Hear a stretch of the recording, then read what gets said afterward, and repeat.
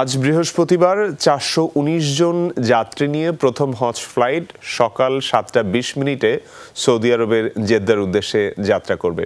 এরই মধ্যে সব প্রক্রিয়া শেষ করেছে বিমান বাংলাদেশ এয়ারলাইন্স। একই সাথে আজ দুপুর ১টায় সৌদি আরবের ফ্লাইনান্স এয়ারলাইন্সেরও একটি বিমান বাংলাদেশি হজ যাত্রীদের নিয়ে জেদ্দার উদ্দেশ্যে ছেড়ে যাবে।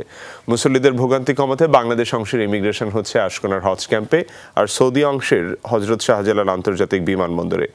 সেই উদ্যোগ নিয়েছে রোড টু মক্কা ইনিশিয়েটিভ। এবার হজ পালনে নিবন্ধন করেছেন ৮৩,৩১১ জন। এর মধ্যে সরকারি ব্যবস্থাপনায় যাচ্ছেন ৪,৪১৬ জন, বাকিরা যাচ্ছেন বেসরকারি ব্যবস্থাপনায়।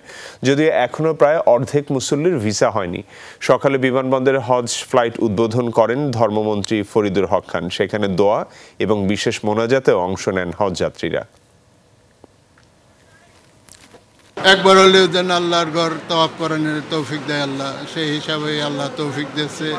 বাবা মা দুনিয়া থেকে চলে গেছে, তারপরে হচ্ছে বাবা মা তো করতে পারি না, আমরা যদি আমাদের সামর্থ্য দেয় আমরা করে আসবো, এই আশা করে আছি।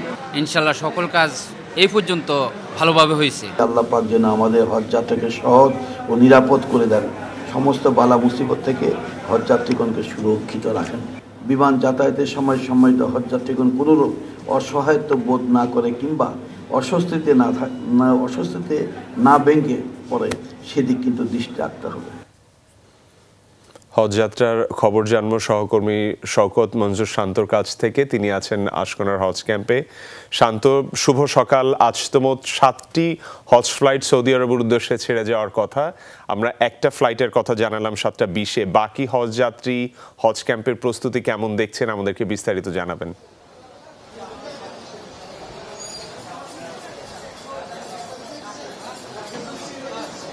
আমরা এখন আশকোনা হজ ক্যাম্পে আছি এবং এখানে মুসল্লি যারা রয়েছেন, যারা হাজি রয়েছেন, যারা পবিত্র হজ ব্রত পালন করতে যাবেন, তারা কিন্তু এখানে অবস্থান নিচ্ছেন এবং এখানে এসে তাদের যে ইমিগ্রেশন পরবর্তী ফ্লাইটগুলোর এখন কিন্তু 11:30টার সময় যে ফ্লাইটটি রয়েছে সেটির ইমিগ্রেশন চলছে।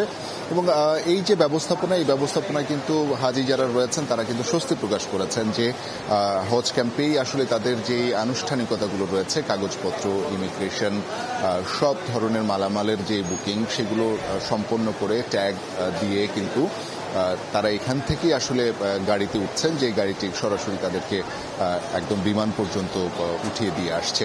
তো এই প্রক্রিয়াতে কিন্তু তারা স্বস্তি প্রকাশ করেছেন এবং অনেকেই স্বপ্ন বুনেছেন যে আসলে পবিত্র হজ ব্রত পালন করবেন জীবনে অন্তত একটিবার হলেও।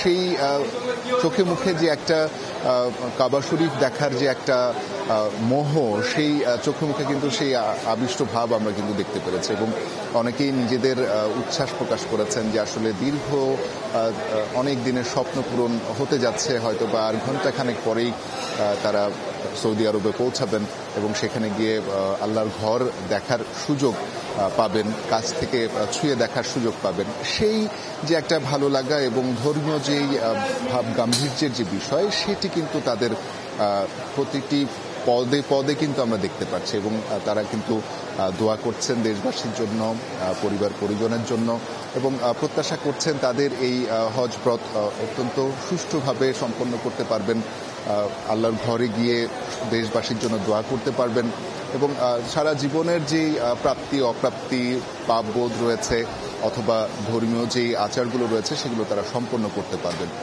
ক্ষমা চাইতে পারবেন সৃষ্টিকর্তার কাছে। এই যে একটা আবেগের জায়গা, এই যে একটা ধর্মীয় অনুভূতির জায়গা, সেটি কিন্তু এখানে এসে আমরা টের পাচ্ছি এবং তাদের সাথে কথা বলে যতটুকু বুঝতে পারছি যে বিমান বাংলাদেশ এয়ারলাইন্স সহ আরও যেই প্রতিষ্ঠানগুলো এখানে সেবা প্রদান করছে, তাদের সার্বিক যে ব্যবস্থাপনা, হজের যে ব্যবস্থাপনা, সেই ব্যবস্থাপনায় কিন্তু হাজিরা সন্তুষ্ট রয়েছেন। এবং বলতেই হবে যে আসলে সকালবেলা কিন্তু আমরা দেখেছি যে বেশ কিছু গাড়িতে করে হাজিরা কিন্তু প্রথম ফ্লাইটে অংশগ্রহণ করার জন্য ইতিমধ্যেই এয়ারপোর্টে চলে গিয়েছেন।